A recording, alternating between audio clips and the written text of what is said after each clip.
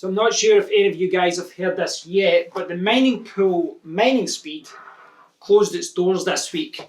Now, a mining pool closing its doors, you know, it's not out of the ordinary. It does happen all the time.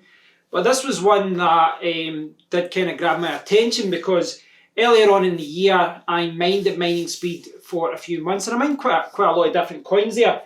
This was primarily an Equihash mining pool, but yeah, over time, they kind of lost a lot of their audience, you know, due to competition, due to other problems.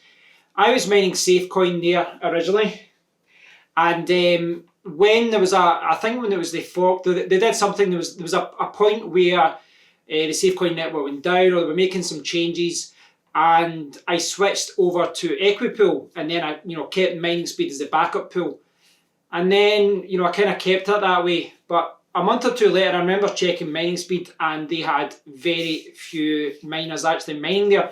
Their hash rate was really low.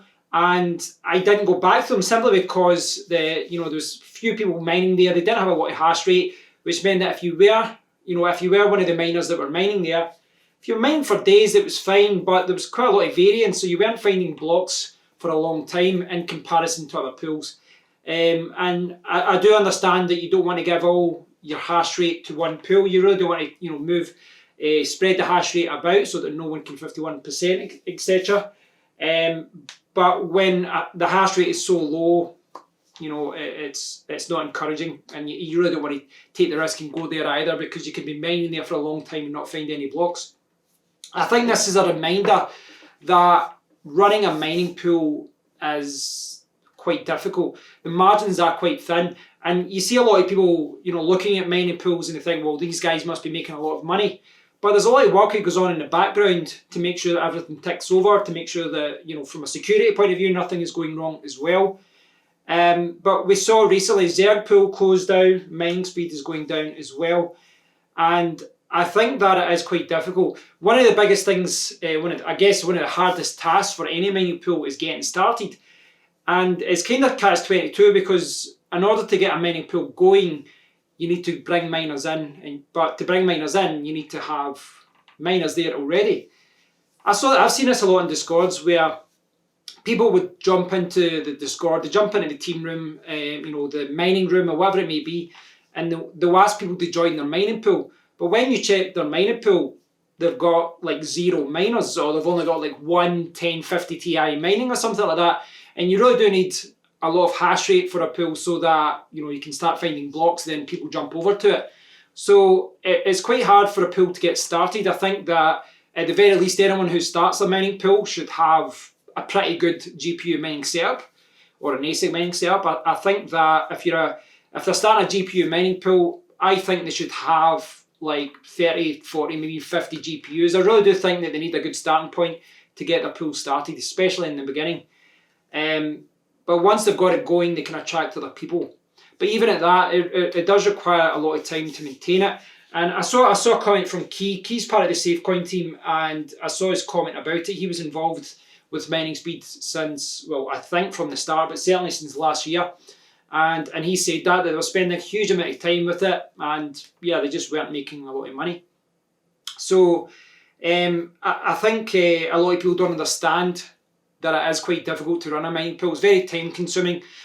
I got lots of requests for this a few months ago, and I don't know why. A lot of people kept saying, are you going to start your own mining pool? Are you going to start your own mining pool? And my answer was no. I have absolutely no desire to start a mining pool. It's, as I said, you do need to spend a lot of time in it. It's a lot of work in the background, and the margins are super thin. They really are super thin. And yeah, I don't know, kudos to anyone who does run a mining pool and is making it profitable.